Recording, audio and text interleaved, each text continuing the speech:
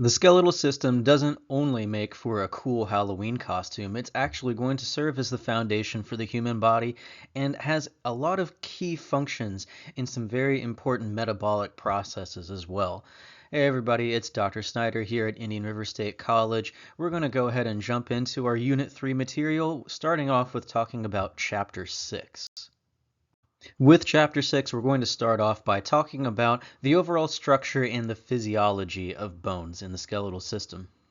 The overall function of the skeletal system is actually very complex. So not only is it going to be a way for us to provide support to the rest of the body, it's going to do this by way of providing a series of leverage options, because when it comes to moving the body, our muscles actually don't really move us around, they move the bones around in our skeletal system, and that's what provides movement. But more importantly, the skeletal system is going to provide a fair amount of protection, especially when it comes to a character or a category of bones known as flat bones. Flat bones are going to be very key for our protection of our soft tissue organs. Bones are also going to be an excellent way that we can store various minerals and lipids. Minerals such as things like calcium, phosphorus, magnesium. These are some of the different types of minerals that are going to be very crucial for making up the crystalline structure of our bones, but it's also going to serve as an extra storage option for some of these micronutrients as well. And when it comes to the lipids in our bones, the lipids, the fatty acids in our bones are actually going to be very attunely linked to the overall production of our blood cells, especially when it comes to red and white blood cells. These are going to be produced by the bone marrow, which is made up of a large amount of lipids.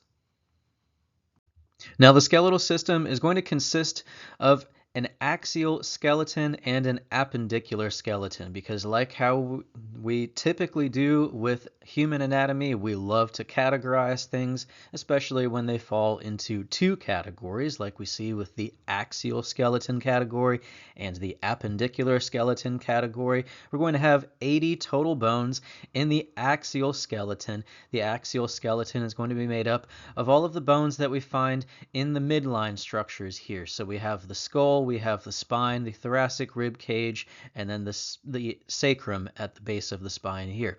The appendicular skeleton is going to include 126 different bones, and that's going to be found all along the appendages, just as the name implies. The appendicular skeleton is going to be what makes up the appendages, as well as our shoulder and hip girdles.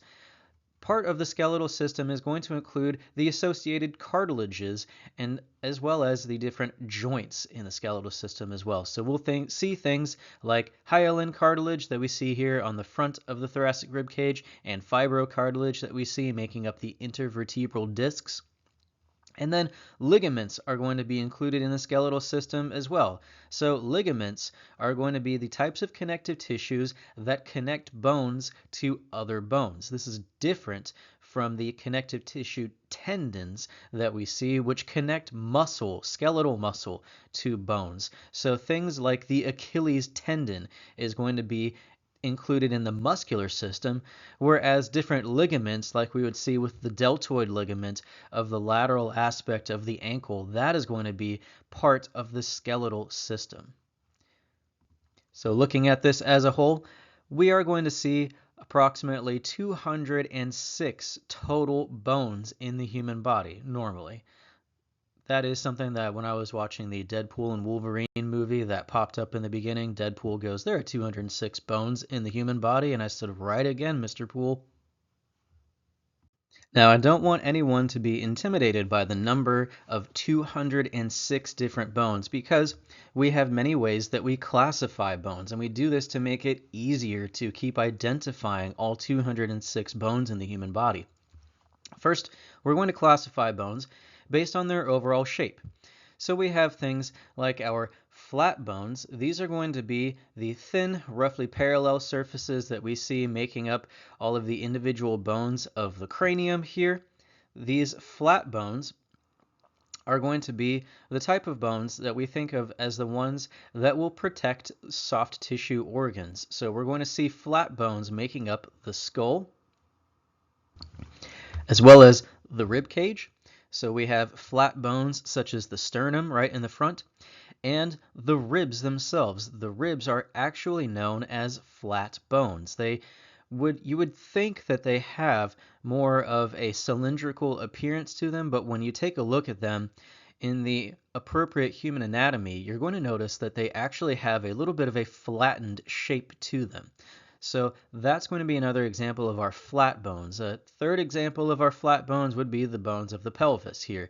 So they are going to be responsible for helping to protect the soft tissue organs that we find in the pelvic cavity. Our next category of bones are the sutural bones. These are going to be formed between cranial bones where we find the suture lines. Now, suture bones are actually not normally found in the human anatomy. They can be a variation of the human anatomy that do appear here and there, but it's not going to be expected to find a sutural bone in every single person's skeletal anatomy. When it comes to our next category, the long bones, these are going to be named because, of course, they are longer than they are wide. They're mostly going to be found in the appendicular skeleton for that reason. Long bones like the humerus that we see right here, as well as the radius and the ulna making up the forearm. The femur is going to be our largest of the long bones in the body. And then we have our tibia and fibula. These are all going to be considered some of our long bones. Our next category of bones are going to be the irregular bones. So irregular bones are simply named because they do not really fall under any of the other categories. So things like the vertebral column, which is another name for the spine, made up of individual vertebral bones, or vertebra for single. So these vertebra are known as the irregular bones, which I find to be rather fitting because, as myself being a chiropractor, and me and my colleagues deal with many vertebrae throughout the day. And having known many other chiropractors, I can say without a doubt that chiropractors are some of the most irregular people in the healthcare industry. So I think the fact that we call the vertebra irregular bones and chiropractors work with these irregular bones is rather fitting for that reason. Our next category is going to be the sesamoid bones. So the sesamoid bones are going to be these small flat bones that develop inside of tendons. That's going to be pretty key when it comes to our discussion about the physiology of the formation of bones. These sesamoid bones that form inside of tendons are going to be found mostly in places like the knee. So the kneecap, which we know as the patella is the medical term for the kneecap, is an example of this sesamoid bone. These sesamoid bones also tend to have a little bit of a point to them, so we end up having an inferior pole of the patella right here is a characteristic of a sesamoid bone. We move on to our next category, which is going to be the short bones.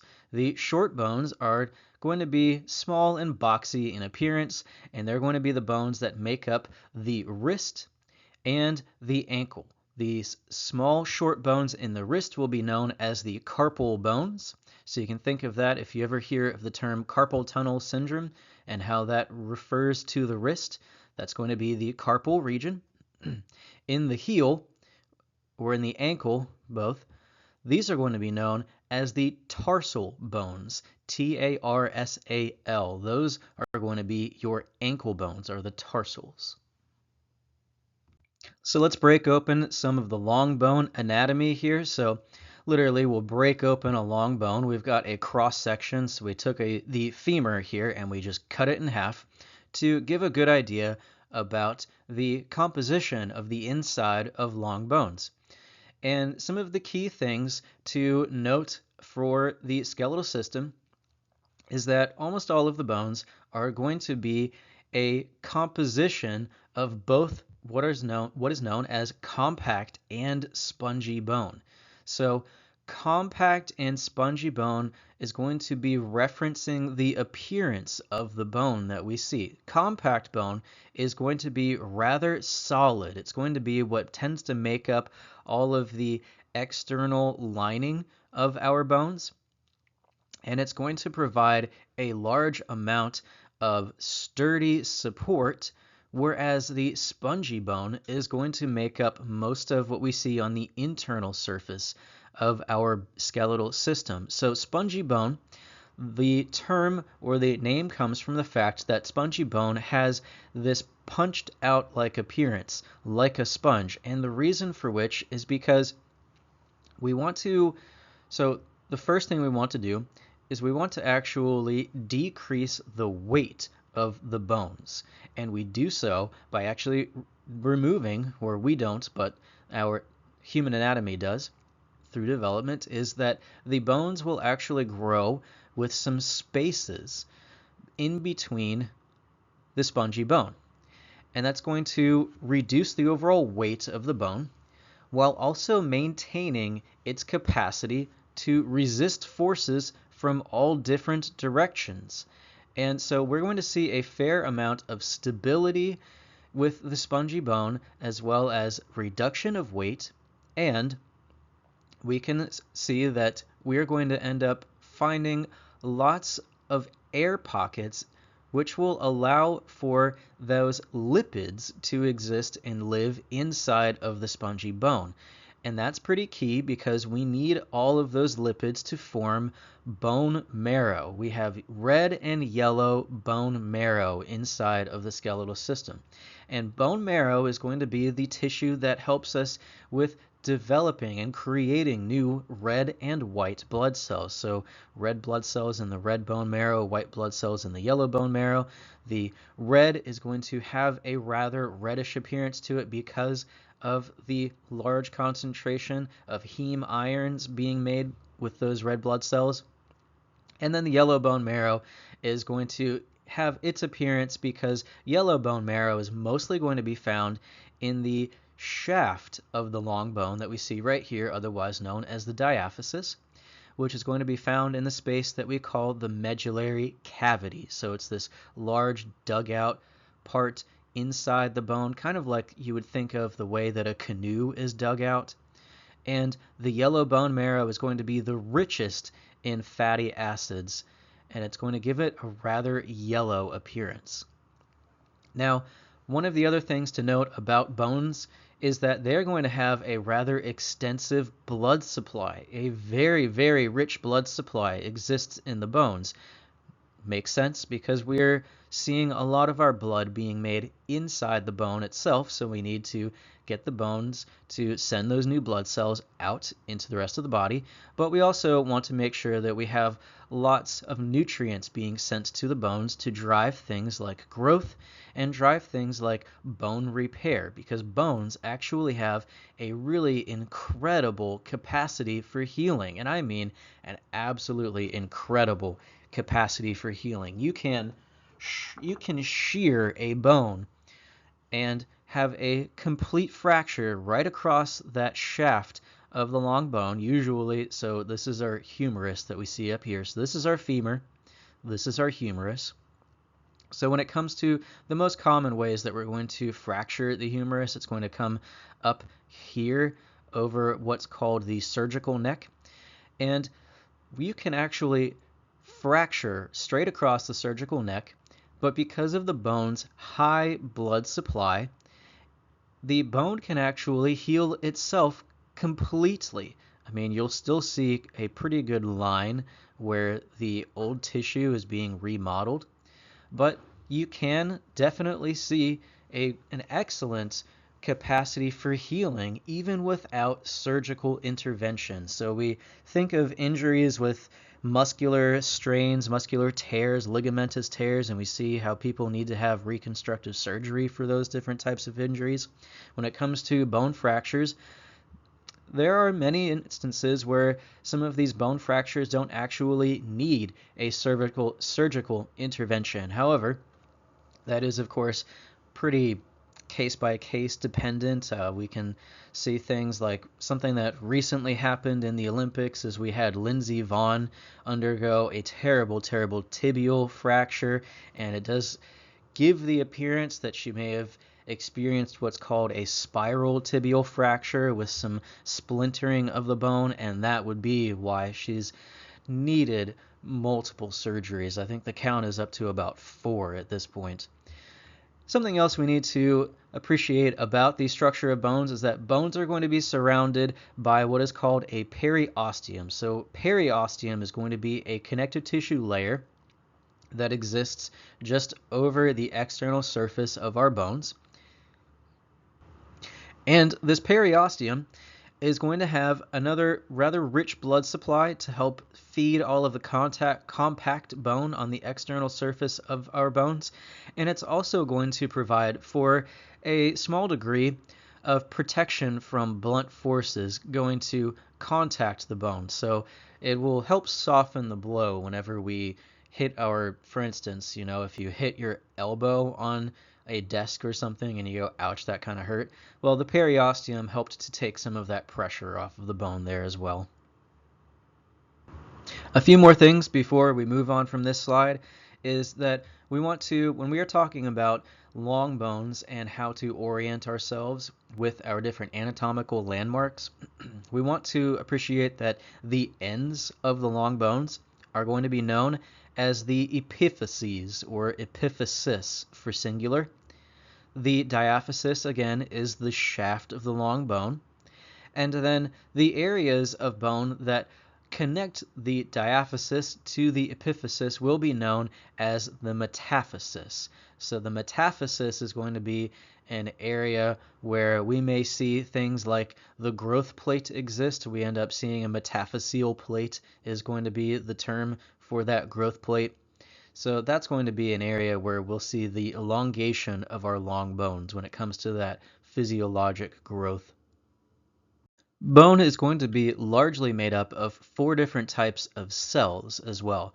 So when we talk about the overall medical terminology behind our cellular characteristics or cellular categorization, one of the things or one of the concepts that I want to introduce to everybody or reintroduce to everybody is that blast cells build. So anytime you see a word that has that suffix blast to it, whether it's an osteoblast, a fibroblast, for instance, know that blast cells are going to build. So going back to our top word here, osteogenic cells. So osteo is going to be the root word meaning bone. So whenever you see osteo or even just os, that is going to tip you off that we are talking about bone tissue. Genic is going to be one of our terms to describe sort of precursor cells or sort of the mesenchymal cell that we see right here, also known as a stem cell. So these osteogenic cells, these are going to be derivatives of mesenchymal stem cells that are found in the periosteum, so that connective tissue layer outside of the compact bone, as well as the endosteum. So endosteum is going to be found in the inner lining of that medullary cavity that we see right in this cross section here, because endo means within. So these osteogenic cells are going to be the ones that help to differentiate between or become our various different types of cells to help with growth and repair of bone tissue. Now, the osteogenic cells are most likely going to differentiate to become osteoblasts. These osteoblasts, of course, blast cells build, are going to produce new bone matrix. The new bone matrix is going to be what we call osteoid that we see out here. The osteoid is going to be this rather thick jelly-like substance. So not so much of like a jello or anything like that. It's going to be very, very thick and rather substantial, but it's going to have a very high degree of mineral deposits here because this osteoid is going to be transformed into subsequent bone tissue through a process called ossification. So the whole process, laying down new bone matrix, the osteoid, and ossification is together known as osteogenesis because we're creating, this is new bone tissue. Now, once these osteoblasts are done laying down the osteoid layer, they are actually going to undergo a transformation because once they lay down that new layer around them, they are then going to be surrounded by the osteoid and calcium salts because we're going to see another layer come up over top of this osteoblast layer over here. There's going to be another layer of osteoid being laid down by the subsequent layer of osteoblasts that will appear over top of here as the bone grows. And as the osteoblast becomes surrounded by that osteoid material and the osteoid material hardens, calcifies, and ossifies into new bone tissue, those osteoblasts will now become our osteocytes. So cytes being our root word that means cell, so osteocyte literally just means bone cell. Now the osteocytes are going to exist within those layers of bone tissue. They're going to exist in these small pockets that we call lacuna. So these lacuna are going to house the osteocytes and be connected to one another via what is called canaliculi. The canaliculi, meaning little canal, is going to help connect the adjacent osteocyte cells through layers that we call lamella, or lamellae for plural. That's what each of those layers are known as the lamellae. Now, when it comes to bone tissue, of course, if we have bone cells that build, we also need bone cells that break down bone tissue. And that's very, very key because what happens during bone growth is that we need our bones to not only become longer, but we need them to become wider, especially when it comes to our development during adolescence, because we're going to need those medullary cavities to increase in size. And because the medullary cavity is, in its cruelest sense, just a hole inside of the bone, think about the way that you make a hole bigger. Do you make the hole bigger by adding stuff into the hole or by taking stuff out of the hole? You'd make it bigger by taking things out of the hole. So what you want to do, or what the body wants to do, is actually remove old bone tissue from that endosteal layer here. So as a way of doing this, it is going to remove the old bone matrix, and it will also, these osteoclastic cells, they will also remove old bone matrix that are damaged, especially in the instance of a fracture, and it is going to be done through a process called osteolysis. So osteo meaning bone, and lysis being our root word meaning to simply cut or destroy. So we are destroying bone tissue with this osteoclastic activity. And what it's going to do is it's going to break down the bone tissue along that medullary cavity and allow the medullary cavity to end up getting wider and wider as the diaphysis also becomes wider and wider because we have the osteoblastic cells along that periosteal layer laying down new rings or new lamella of compact bone. Contrary to what you might think, bone matrix is not strictly made up of only bone tissue, actually. The bone matrix is going to be made up of, of course, it's mostly made up of calcium phosphate salts. So calcium phosphate salts are going to make up about 2/3 of overall bone weight and provide the overall strength and rigidity to bone. But about 1/3 of bone weight is going to be made up of collagen fibers. So collagen being a soft connective tissue This is actually going to be what allows bones to maintain a bit of a flexible characteristic. And that's a pretty key characteristic because you want bones to have a degree of flexibility so that they can bounce back and withstand impact forces. If you've ever heard of the term, a person has brittle bones and they're prone to fracture, that's where this physiologic process is playing out. When bones become more brittle, they are more likely to fracture. So it's a good thing that we have lots of collagen fibers in the bone to help give it that overall flexible nature. But back to our calcium phosphate salts. So calcium phosphate salts are going to interact with calcium hydroxide in the body to form hydroxyapatite crystals. So these hydroxyapatite crystals are going to be the base molecule that helps to make up much of the calcium or calcium dense bone matrix. Jumping back to the organization of bone, let's break down the organization of compact bone specifically. So compact bone is going to occur in two forms. So especially when it comes to our long bones, we're going to see compact bone being organized in these large rings around the circumference of the bone. So we said that those layers are known as lamellae.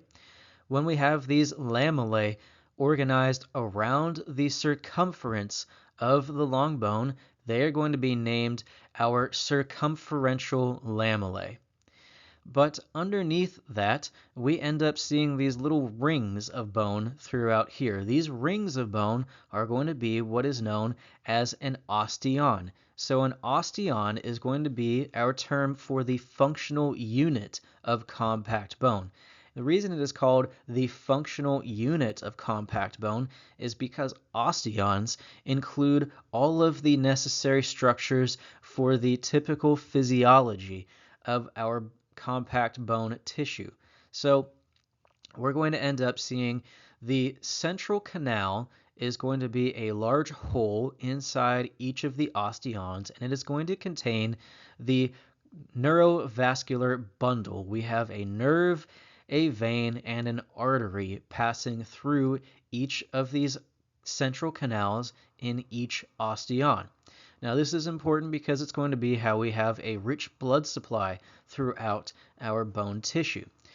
Now, again, we're going to see lots of osteocytes in between those layers of lamellae, hiding out in those lacunae layers, so we can actually see those on our histological picture of bone tissue that we see right here. These little black spots are over here.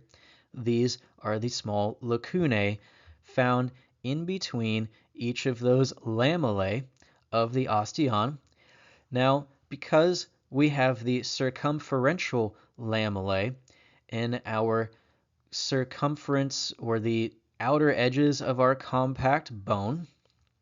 Now, rather than calling them circumferential lamellae when they're in the osteon, because we're simply looking at the lamellae being concise and surrounding the central canal, these ringed lamellae will instead be called concentric lamellae.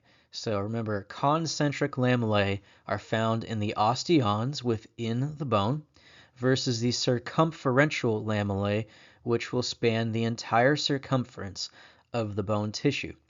And then, of course, we have various pockets here that need to be filled in between the osteons, and these are going to be simply known as the interstitial lamellae that help to actually fill in the gaps, almost like packing peanuts. Well, maybe that's a dated reference. I don't know. Sorry, I'm a millennial. Bear with me.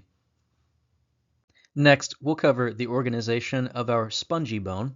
So like I mentioned earlier, we have our cross-section of the femur right here, which has been blown up and magnified to give us a really good picture of what spongy bone actually looks like. We're going to see lots of air pockets in here, and these air pockets are going to be punched out and surrounded by these struts that we find in the bone. With these struts that we see through here, the struts are going to be our solid bone tissue, and they're going to be known as trabeculae over here, trabeculae. They are going to form the open network and have the overall framework of support and rigidity to our spongy bone. Now, spongy bone is going to be found mostly in the epiphyses or the ends of our bones. Not quite as much found in the medullary cavity. Somewhat we'll see it along that endosteum over here, but it's mostly the medullary cavity is mostly going to be made up of space through here. And then, of course, we have our red bone marrow found in those epiphyseal ends of the long bone because we have lots and lots of space for that lipid and blood-rich tissue to live inside of those skeletal structures. On to bone physiology. So when it comes to the growth and development of bone, this is going to happen in three different ways. We have our appositional growth, which is going to be one of our more common modes of growth. We have our endochondral ossification. This is actually going to be our most common method of growth. And then we have our intramembranous ossification. So breaking each down here, the appositional ossification or appositional growth is going to be the type of growth that enlarges the diameter of our bones. So what we were talking about with laying down new layers around that circumferential lamellae by the osteoblasts, that is going to be our appositional growth versus the endochondral ossification. This is going to be the type of growth where the body is going to produce a hyaline cartilage model or a hyaline cartilage template, which will then be ossified and then added to the existing bone. So this comes by way of course, we have hyaline cartilage ossification during embryonic growth while we are as a fetus in our mothers. But when it comes to hyaline cartilage growth as a child and as an adolescent, we are actually talking about the expansion of the growth plate, or the hyaline cartilage growth plate is another way that we actually refer to it. And when it comes to intramembranous ossification, this is going to be the type of ossification that I talked about briefly when it came to the patella, the growth of the kneecap within a connective tissue sheath, or a tendon, rather. So we're going to end up seeing the activity of the mesenchymal cells create bones like the patella, as well as the mandible, the clavicle, and the roof of the mouth. It's actually the roof of the mouth, not really the roof of the skull. So we need to make sure that we appreciate the difference here, that we are talking about the growth of the mandible, otherwise known as the jawbone, the clavicle, otherwise known as the collarbone, and the roof of the mouth, known as the palate. Let's get into the specifics of appositional growth next. So appositional growth, like again I said, it is going to be the type of growth where we are enlarging the diameter of bones by laying down new osteoid around those circumferential layers, the circumferential lamella, where we are going to see those osteogenic cells in the periosteum differentiate into osteoblasts, laying down new osteoid, which will then become calcified through ossification or osteogenesis. And then once they become essentially quote-unquote trapped by new osteoblasts laying down new osteoid matrix behind them, they are then going to transform into osteocytes, and those osteocytes will then exist within those circumferential layers. Now, on the opposite end of this, we're going to end up seeing those osteoclasts, again, breaking down bone tissue along the endosteum, and that's going to help enlarge that medullary cavity through the growth process. Moving on here to endochondral ossification, this is going to be one of our more common ways that bones will grow and develop in the human body. And again, we're starting with that hyaline cartilage model, or a hyaline cartilage template, which is going to be where there's a series of cartilage pieces being laid down, as we see right here with our developing embryo model. We're going to see a large amount of cartilage being laid down in the place of where you would normally find bones in an adult skeleton. But since we're talking about a very early on infantile skeleton, this is going to be mostly made up of, or almost exclusively made up of cartilage. And what's going to happen is that we're going to end up seeing the very inner portion of this hyaline cartilage template filled with a lot of chondrocytes within a calcifying matrix. The body is going to start laying down new calcium salts inside this hyaline cartilage model. And what's going to happen is it will eventually elongate until we start to see the individual pieces or the individual components of our long bones. We have the epiphysis forming and the diaphysis forming, and we end up seeing a small amount of ossification being formed to create the compact bone that we see along that external diameter of the diaphysis. And then we're going to start to see that angiogenesis, that new blood vessel formation coming in to the side right here, as the new blood vessels will eventually begin to start feeding that calcifying matrix and increase or speed up that ossification process, so that we're going to end up seeing our primary ossification center is going to be found in the diaphysis, creating the medullary cavity and the spongy bone. And then as this process continues, the ossification is going to continue outward towards the epiphyses on either side here. And then we see the metaphyseal or epiphyseal plate, sometimes as it's called, forming. And this is going to be an area where we are going to see the hyaline cartilage continue to be laid down. So you see the difference in the artist representation of that hyaline cartilage that we see out here on the epiphysis end, and then this little plate that we see right here forming. This is going to continue being the area where chondrocytes will lay down this new calcifying matrix, which is going to continue to allow for the growth of the bone in a long ways direction, an up and down direction, and increase the length of our long bones. Eventually, what we're going to also see is we're going to begin seeing the epiphyses of the long bones develop their own blood supply right through here, and develop what is called a secondary ossification center. So the primary ossification center is found down here in the diaphysis, and the secondary ossification centers will be found at either ends of the epiphysis. And then, of course, this will continue going on and on and on through childhood until we begin to see the epiphyseal cartilage create a growth spurt during adolescence. And you see kids have this big lengthways growth spurt. They become a lot taller.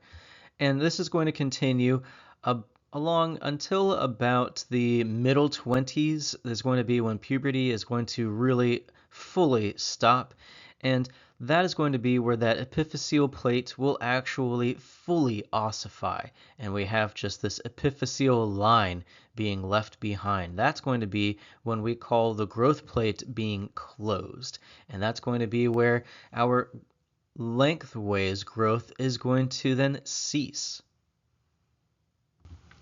A key differentiation here is that while the length growth of our long bones will cease when that epiphyseal line closes or ossifies, the body can continue laying down new bone along the diameter of our long bones through that process of ossification in response to increases in load. For instance, increases in resistance training. That is going to be a big way that the body can actually maintain the rigidity and maintain the density of our bone, is through resistance exercise. That's why it's very important for your patients in the future to continue resistance exercise even through their middle ages into the geriatric years. That's going to help maintain that bone density and prevent the onset of osteopenia and osteoporosis.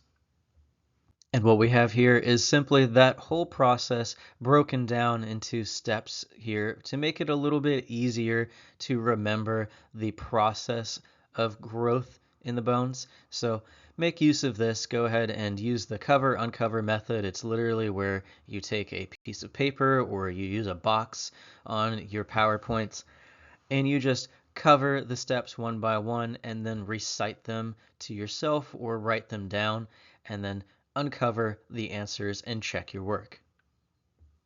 And through this picture here, we actually see the x-ray. This is an actual x-ray of a patient's shoulder. So we can actually see where that epiphyseal line is going to be formed once that growth plate closes. Our final type of ossification is going to look quite different from our endochondral and our hyaline cartilage ossification processes, because intramembranous ossification is going to start during embryonic development, where a fibrous connective tissue sheath is going to contain a series of mesenchymal cells that will then differentiate into osteoblasts. So we see right here in our artist picture of a developing fetus, we have the ossification of the mandible and some of the cranial bones occurring, where we're going to see a series of our osteoblasts surrounding these ossification centers that we see through here, and they are going to secrete the osteoid, which will then be solidified into the bone matrix within each of those osteoblastic groupings. And then we're going to begin seeing the blood vessels being trapped within this spreading calcifying matrix. So we see that happen right through here. These blood vessels will actually then be trapped within the bone matrix around those osteocytes that still exist within the lacuna. And rather than having a basic structure like we saw with long bones, where we have compact bone and then a medullary cavity and our spongy bone on either side at the epiphyses, what we're going to see instead is a rather flat surface of our intramembranous ossified bone, where we have an external layer and an internal layer of compact bone, which will sandwich then our layer of spongy bone that, rather than calling the struts in the spongy bone of these bones trabeculae, instead we're going to call them diploe, because the diploe are going to have a slightly different function.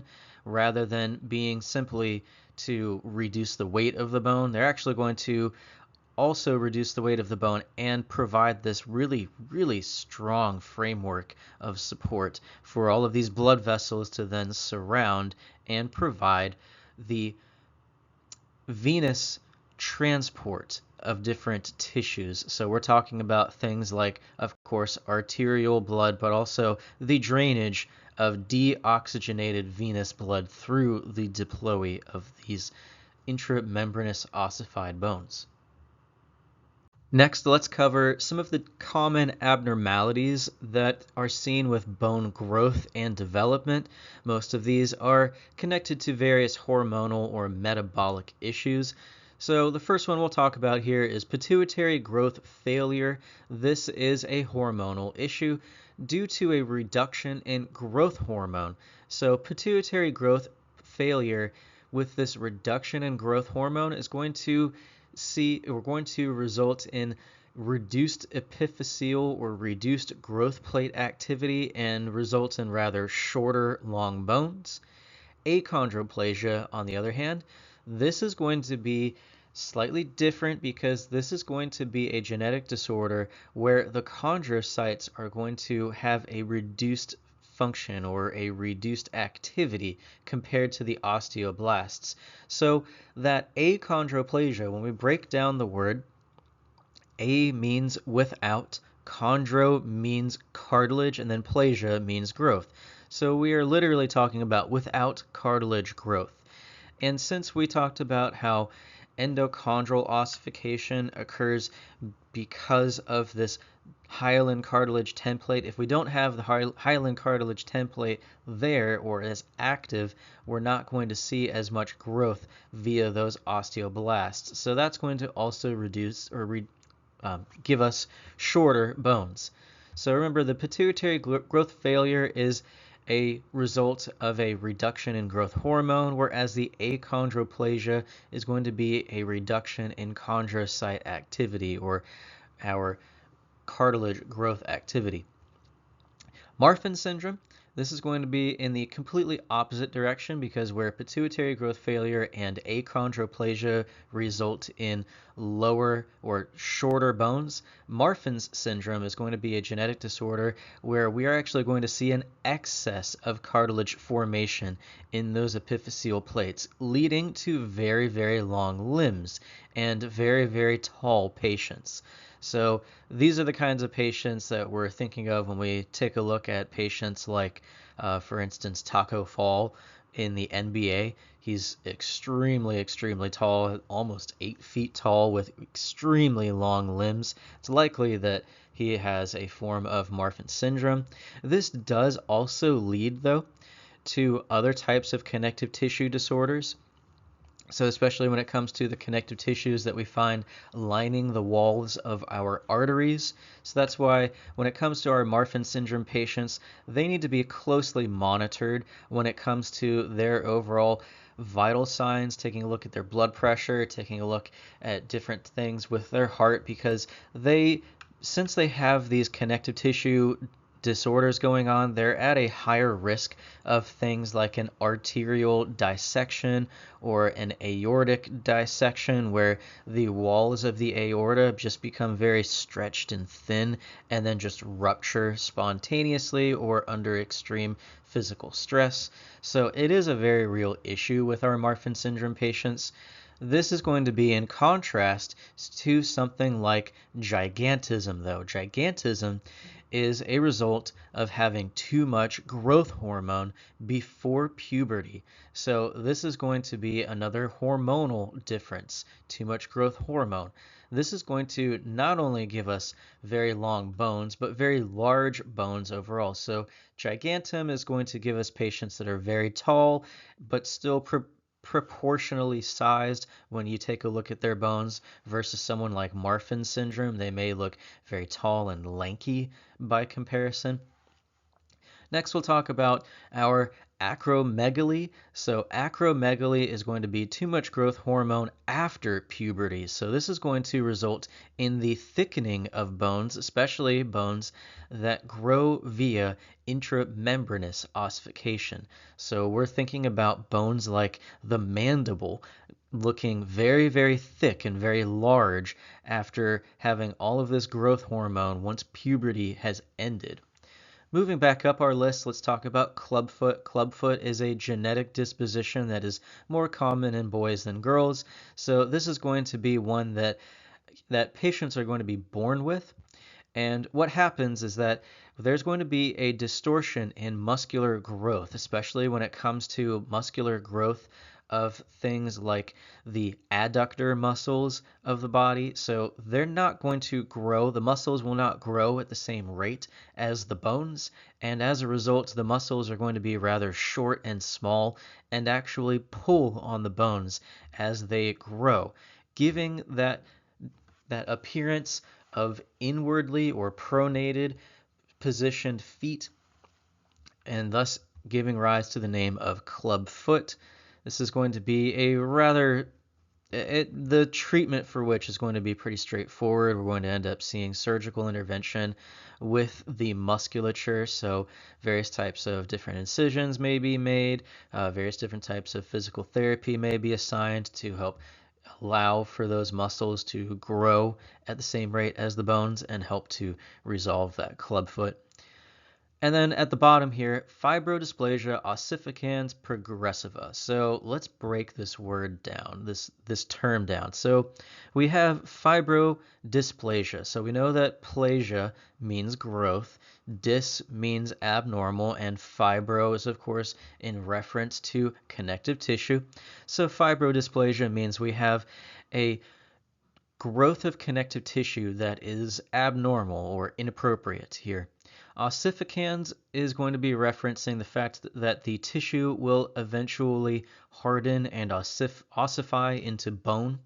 And the progressiva means that this is a progressively deteriorating disease. It will continue to go until the process is stopped, usually by, unfortunately, death. But what happens with fibrodysplasia ossificans progressiva is that the mesenchymal cells, those stem cells, will develop into osteoblasts in connective tissues, and this will form bones in inappropriate locations. This should be inappropriate that we see right here. So let me go ahead and try to fix that here. We've got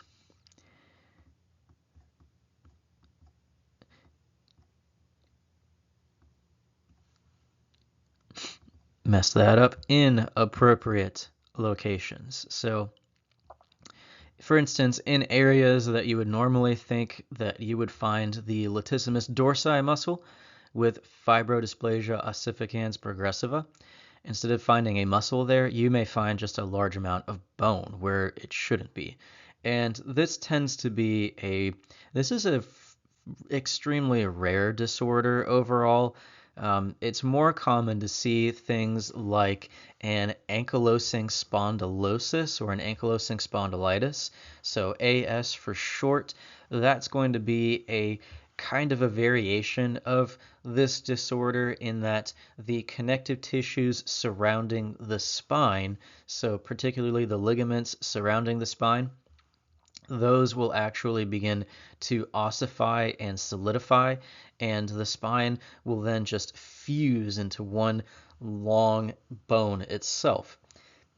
And the problem with something like ankylosing spondylitis and this condition of fibrodysplasia ossificans progressiva is that it will eventually limit the ability for our bodies to control the breathing function, inspiration, expiration, because our ribs will be locked into place and the diaphragm muscle, the connective tissue around the diaphragm muscle, will also solidify and stop working. So these patients will quite literally actually suffocate to death as a result. So that's generally when you see people are put on an iron lung towards the end of life. But when it comes to the treatment of these different disorders, unfortunately, we don't have a whole lot of excellent ways to cure this disorder, so that's still in the works. Hopefully we can come to a treatment and a cure for that in the next couple of years pretty soon, but nothing really that we know of to be safe and effective yet. So take a moment here, go ahead, pause the video and see if you can identify each one of these disorders that we talked about before we talk about them. All right, so let's go ahead and talk about them. So when we talked about some of these disorders, we mentioned that when it comes to the two disorders, the two most common disorders that result in reduced growth, we talked about how one of them is hormonal and one of them is genetic. This picture over here showing a variation of dwarfism that is congenital in the family, so genetic disorder being inherited by the children here, is our achondroplasia. So this achondroplasia is going to be that genetic disposition that passes down to the children and results in that reduced growth.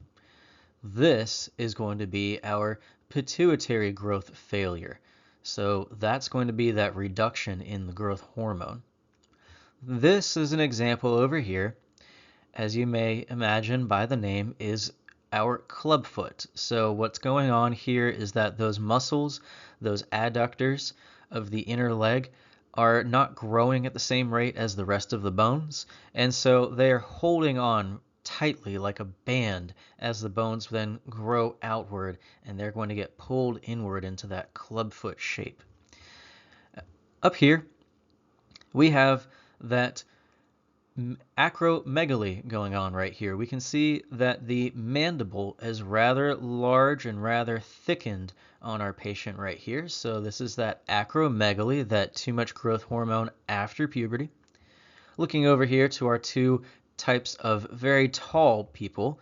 So this is going to be our patient that has that very long and lanky appearance, right? This is our Marfan's syndrome patient versus our patient right here that seems to be rather better proportioned, this is going to be our gigantism patient. And then, of course, right here, this is the example of our fibrodysplasia ossificans progressiva patient. So you can see that in all of these areas where they should have just muscle or soft tissue, it's actually become ossified and become bone. Let's move on to talk about fractures of bone. So when we talk about our different types of fractures, of course, we want to categorize them to help make it easier to talk about the nature of the fracture and talk about how the appearance of the fracture would be without actually needing to look at an X-ray. So our general categories that we are going to use are going to be the closed or simple fractures. So a closed/simple fracture is going to be only visible on X-ray, and that is because the name closed implies that there's no breakage of the skin during this type of fracture. So our different types of closed fractures that can occur would be things that we see right up here, like a transverse fracture, a compression fracture, a green stick fracture. Really no risk of piercing or projecting through the skin like we would see with an open or a compound fracture. So the open fracture implies that the skin has been broken through, and open rather, and this carries a high risk of infection and bleeding with the fracture as well. Those are going to be more common with things like our spiral fractures, displaced fractures, and comminuted fractures. You can see here that when we have these different types of fractures, we can have rather sharp pieces of bone projecting outward and pierce through that skin.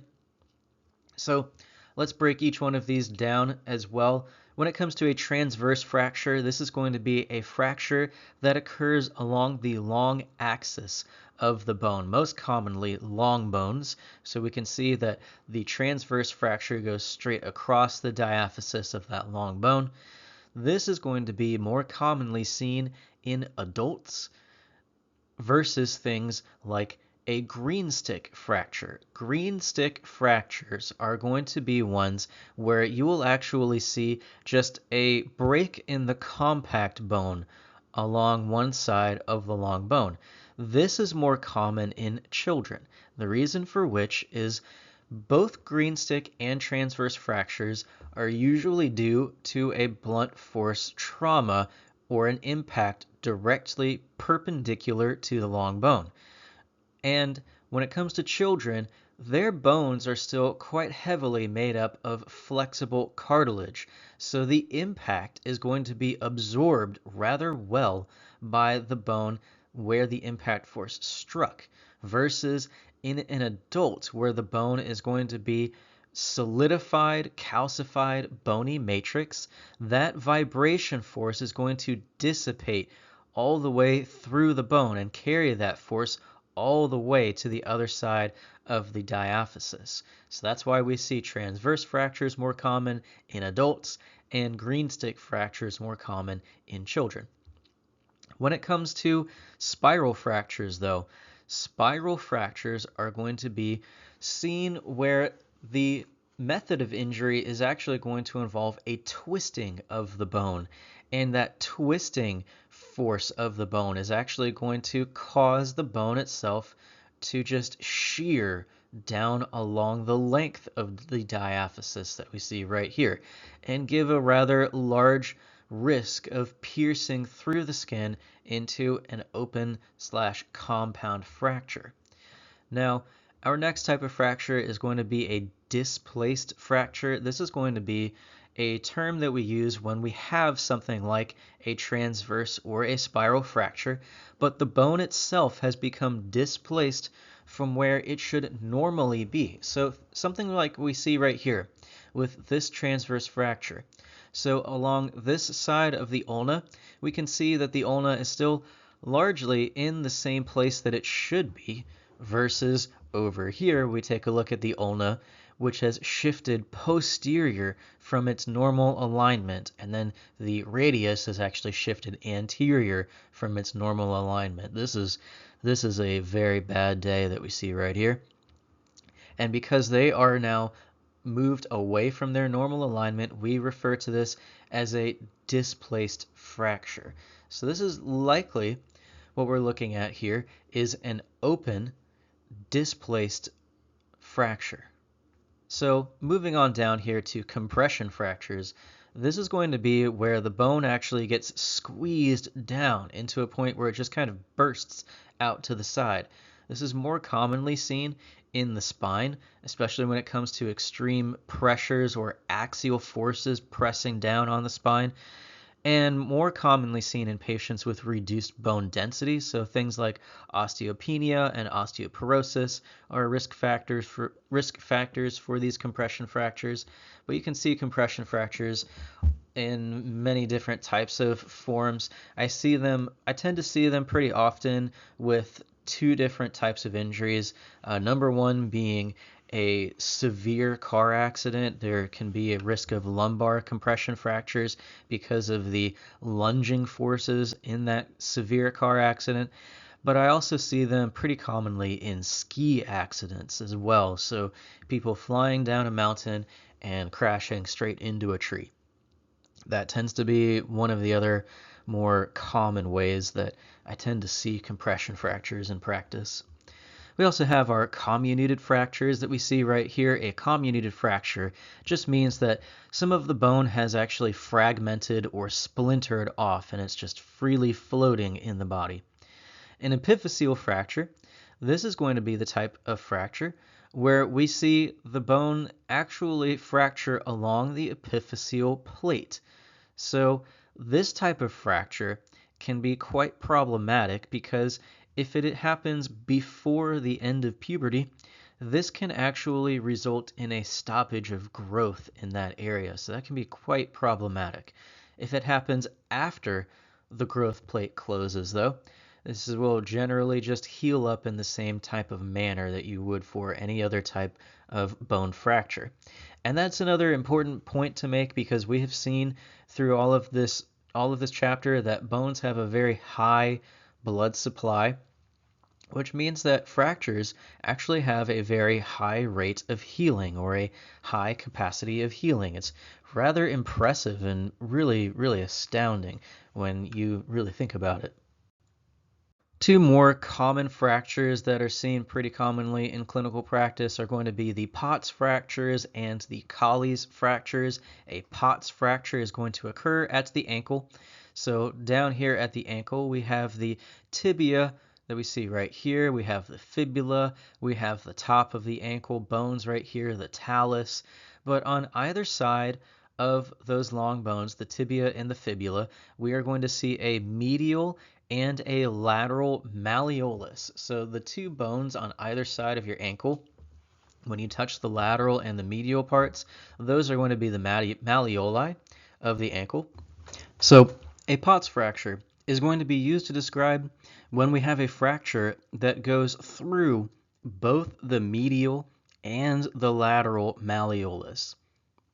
If we have just a unilateral or a single-sided fracture through either the medial or the lateral malleolus, we just use that as the descriptor, fracture of the lateral malleolus. But when we see both of the malleoli fractured, that is going to be our classic representation of a Pott's fracture. And this can occur in injuries such as things like an ankle dislocation, for instance. That's pretty common for a Pott's fracture. Something like a falling injury if someone fell off of a roof and landed on their feet. That is another common scenario for which we would see a Pott's fracture.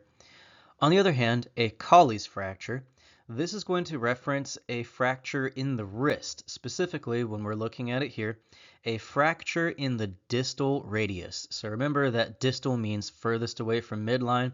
So the furthest edge of the radius away from midline, so the part that actually connects to your carpal bones of the wrist, that's going to be where the fracture happens. We can end up having a proper Colles fracture, a normal Colles fracture, and a reverse Colles fracture. It all depends on the direction of the displacement or the direction of the break that we see the radius head move into. That's going to determine whether we have a Colles fracture or a reverse Colles fracture. The Colles fracture normal variant is going to be where the radial head will be displaced posteriorly, like we would see in a Fuchs injury. So what I mean by a Fuchs injury is we are talking about a fall on an outstretched hand. So we're looking here. Let me go ahead and bring this up here. We've got a Fuchs fall on outstretched hand. That is what we call a Fuchs injury, when someone goes to break their fall when they're falling and they put their hand out to contact the ground, and it can actually result in different types of wrist fractures. So that's what we call our fall on an outstretched hand fracture, Fuchs. So that's going to be where the distal radius will displace posteriorly. A reverse Colles fracture, however, that is going to be the variant where the radial head will actually displace anteriorly. So that's going to be more of that's less of a Fuchs injury, like fall on an outstretched hand, and more of just like a, you fell, and rather than being able to place your hand palm out to break your fall, you actually kind of try to break your fall with your forearm and end up falling on your wrist instead. Now, having covered the different variations of fractures, let's talk about fracture repair or fracture healing. So, of course, when we talk about fractures, we have a very big break in so we're looking actually at the tibia bone that we see right here. We know this because we can see the tibial tuberosity right here. We have both the medial and the lateral tibial plateaus and the medial malleolus here. So the more that you take a look and more that you keep staring at different types of bones, the more you'll be able to pick up on all of these subtle differences in all of the different long bones and be able to identify them straight off the bat. So in the diaphysis of this tibia here, we have a fracture.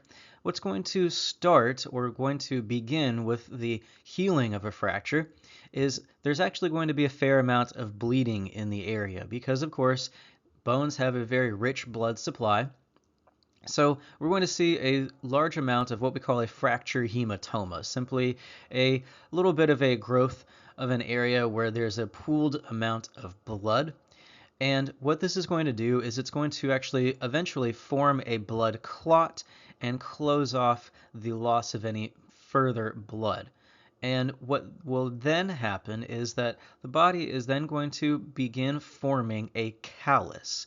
So we're going to end up seeing the body resorb all of these old blood cells and begin to lay down new cartilage, new connective tissue. So we're going to lay down new hyaline cartilage tissue to create a new template that can then be ossified by the way of our osteoblasts. So we have all of those mesenchymal cells will then migrate to the area and then differentiate into fibroblasts and osteoblasts so that we can lay down new cartilage tissue and then ossify that and calcify it so that we can end up seeing a new layer of spongy bone being laid down underneath a new layer of compact bone. And this is going to continue during the healing process until we see the regeneration of those blood vessels. That angiogenesis process will reoccur here. And it's going to give the feeling and the presence of an external callus, or rather this bump that we see where the fracture used to be. Now, the external callus over time will then be resorbed by the function of those osteoclasts, so that eventually the bump goes away, and all we are left with to show any evidence of fracture in the past is a line where the fracture was. Next, let's talk about one of the other key functions of the skeletal system, and it is to function as a mineral reservoir, especially when it comes to maintaining your body's calcium levels. You have a large amount of calcium being stored in the bones and in the blood because calcium is going to be a key component of things such as muscular contraction, both skeletal and smooth muscle contraction, as well as nervous system function. And the homeostatic levels of this calcium in the blood is closely regulated by a series of hormones. So we're going to start off with talking about how calcium is the most abundant mineral in the body. We can see that when we take a look at all of the different minerals found in bone, it's going to end up being 39% of bone is going to be made up of calcium. And this bone is going to contain approximately 99% of the body's total calcium stores. And this, again, is going to be regulated so that the fluctuation throughout the rest of the body is going to be less than 10%, either in a positive or a negative direction. And we can take a look here at some of the other minerals that we're going to find in bone. So we have things like potassium, sodium, magnesium, bicarbonate, and phosphate. So when it comes to some of the trace elements here, things like magnesium and phosphate are also going to be quite closely regulated when it comes to these kind of substances. So when it comes to, for instance, things like testing the amount of free-flowing micronutrients in the body.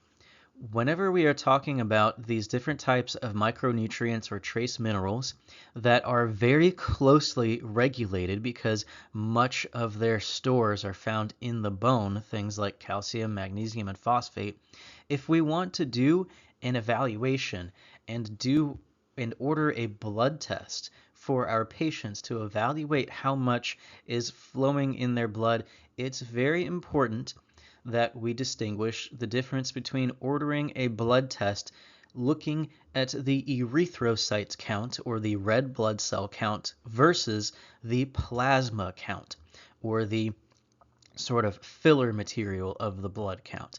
Because since these minerals are so closely regulated, their free-flowing plasma levels will be virtually the same at all times. They're going to be very, very small fluctuations, and it's difficult to detect either deficiencies or toxicities of these minerals in the plasma levels. That's why we want to order red blood cell blood labs. We want to take a look, when we're taking a look at their magnesium, we want to order erythrocyte magnesium level tests, erythrocyte phosphate tests, erythrocyte calcium tests, because that's going to give us the most clear depiction and most accurate depiction of just how much of this mineral is present in our patients' bodies. So in talking about that homeostatic control of these micronutrients in the body, they're controlled primarily, especially when it comes to calcium, by two main hormones, parathyroid hormone and calcitonin. So these two hormones control your body's calcium levels by way of the parathyroid hormone. When it is secreted and present in the body, is actually going to take calcium from the bone and place it into the blood, thereby raising blood calcium levels. Versus when calcitonin is then released instead and present in the body, it is going to take the calcium away from the blood and deposit it back into the bones. The easy way to remember this key difference between parathyroid hormone and calcitonin is to remember that calcitonin tones the bones. It is going to remove the calcium from the blood and place it into the bones. Remember, calcitonin tones the bones. This diagram is going to show how that parathyroid hormone, that PTH, is going to go about increasing that calcium level in the blood. So what we're going to end up seeing is the parathyroid glands secrete the parathyroid hormone, and it's going to create three different reactions. We're going to see a bone response where the osteoclastic activity is actually going to increase and start to pull calcium off of the bone tissue. And then it's going to release that calcium to increase some of the calcium level in your blood. What's also going to happen is that the parathyroid hormone is going to enhance the ability of your small intestine to absorb calcium from the food and the drinks that we consume, and that's going to increase our blood levels of calcium. We also see that in the kidneys, what's going to happen is that parathyroid hormone will increase the kidney, or renal is the medical term, production of a hormone called calcitriol. And this calcitriol is going to stimulate the reabsorption of calcium as blood is being filtered through the kidneys. And that will again increase our blood calcium levels. And on the other side of that, we have, of course, our calcitonin. So remember, calcitonin tones the bones. It's going to be secreted by the C cells in the thyroid gland. And what it is going to begin doing is in the bone, it is going to decrease osteoclastic activity here. So it's going to limit the amount of calcium being broken off of the bone by the osteoclasts, which will preserve the level of calcium present in the bone. It is also going to decrease the secretion of calcitriol in the kidneys, and it's going to suppress calcium reabsorption, which will then be excreted through urine, our excess calcium. And then what's also going to happen with less calcitriol is having less calcitriol is going to decrease the absorption of calcium by the small intestine here as well. And all of that will decrease the level of calcium in our blood.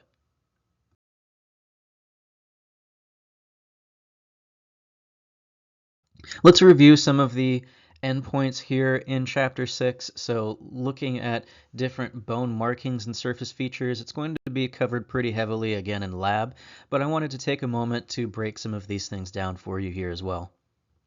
Having already discussed that we have 206 total bones in the human body, and that there are going to be many different features and surface markings on each individual bone that you will need to know, I wanted to just take a moment to break these things down and help you understand that when we talk about all of these different landmarks, we're going to classify them in a couple of different categories so that their names are going to be the same no matter what bone you're looking at. So we have various types of features, things like elevations and projections on different bones. They're going to carry the same type of name whether we are looking at that elevation or that projection on the femur versus the humerus, for instance. We're going to have these different types of depressions and grooves and tunnels that are going to carry the same names, whether we are talking about things like the frontal bone of the skull, or for instance, we are talking about things like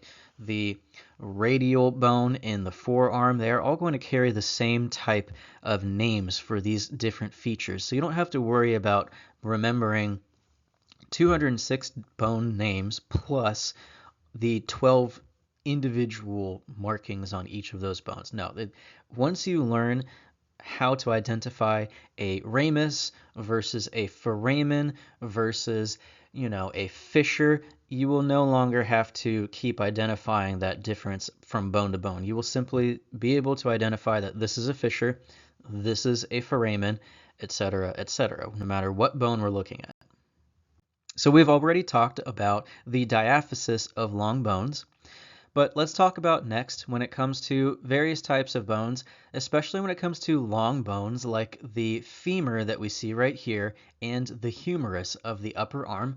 Both of those bones are going to have what is called a head, and that is going to be the proximal end of the bone. It's going to be shaped rather like a ball, and it is going to actually be sunk into the joint of the girdle for which they fit into. So for the femur, this being the thigh bone, this will fit into the acetabular cavity of the pelvis to form the hip joint, versus with the humerus, that is going to be a smaller looking head. The humeral head will fit into the glenoid cavity or the glenoid fossa of the scapula in the shoulder and form the shoulder joint. And of course, both of these have another feature known as the neck. So the neck is going to be the name for the narrow connection between the head and the diaphysis of a long bone. We'll keep moving on here and talk about processes. So a process is going to be a name for various types of projections or bumps on a bone. So when we have things like the styloid process or the mastoid process, these are going to be these small bumps or small projections that kind of jut away from a bone, and that we're going to see on things like the temporal bone in the skull.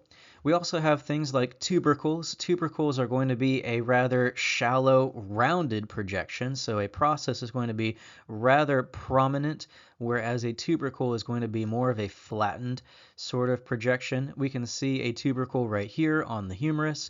This is going to be an area that allows for the connection or the attachment of various types of muscular tendons. We also have a tuberosity. This is a term that we use to describe a small rough patch that takes up a broad area that we see right here on the humerus. This broad area, because it's so rough, it performs as a really good attachment site for tendons. So on this lateral side of the humerus, this tuberosity is going to end up being the deltoid tuberosity, because this is going to be the area for which the deltoid tendon will attach and allow for abduction, abduction of the shoulder towards the lateral sides. When it comes to the humerus, this is going to be one of the few bones that has a rather unique feature to it called a trochlea. A trochlea being the term for a small or a smooth, grooved articular process shaped like the convex portion of a pulley.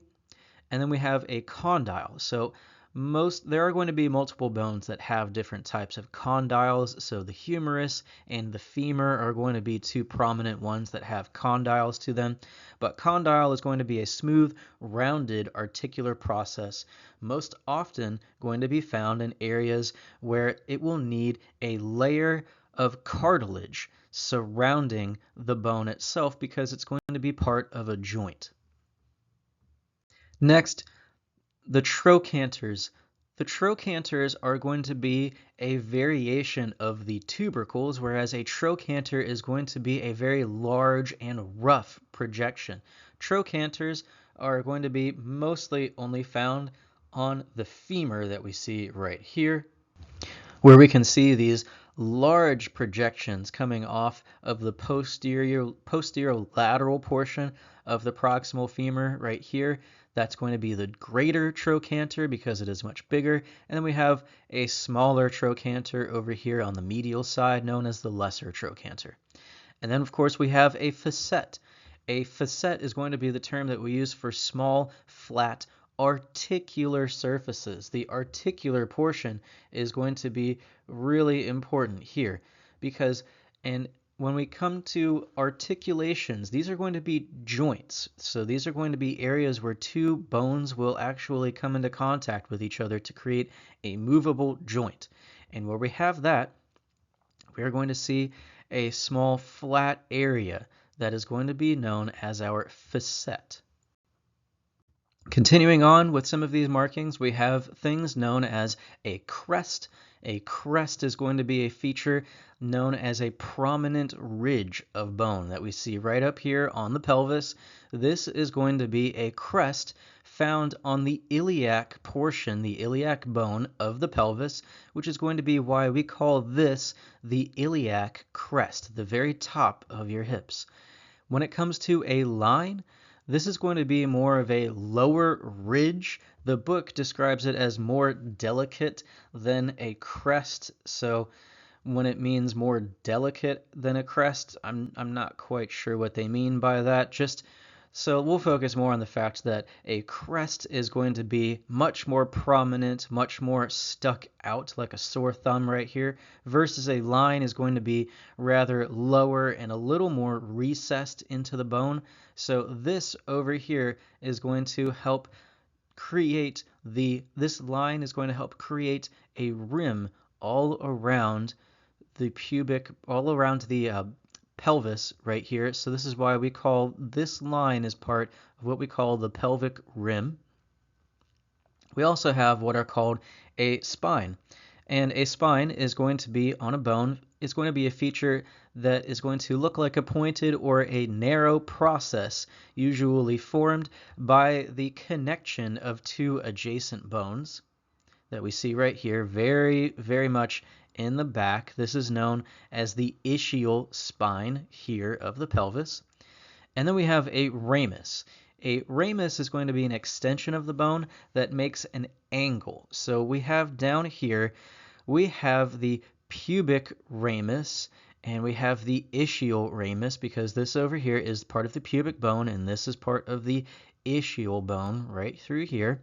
Another common ramus is going to be the ramus of the mandible, so your jawbone.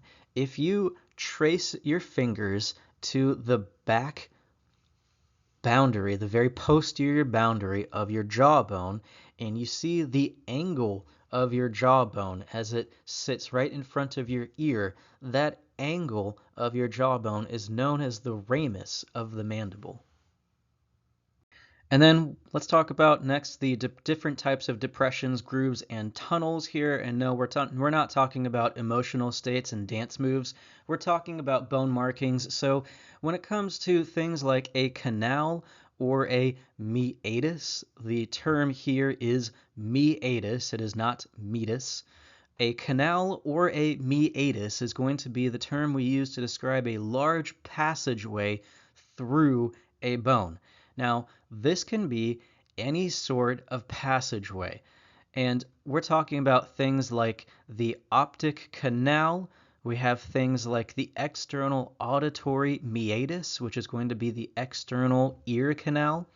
These are going to be large passageways through which most of the time we're going to see things like air pass through. This is going to be in contrast to a foramen. So a foramen instead is going to be the term we use to describe a small rounded passageway for which blood vessels or nerves pass through the bone. So when we come down to look at the mandible right here, especially down here at the front of the mandible, known as the mentum or mental region. So we have these small little holes on either side of the mentum, and they are going to be areas through which one of our cranial nerves will actually pass through this part of the bone right here. And because a nerve passes through these small little canals right here, these are going to be known as the mental foramen. Now, if no blood vessels or no nerves were passing through these small holes, they would be known as a canal or a meatus. But because they have a nerve or a blood vessel passing through them, they are instead known as foramen.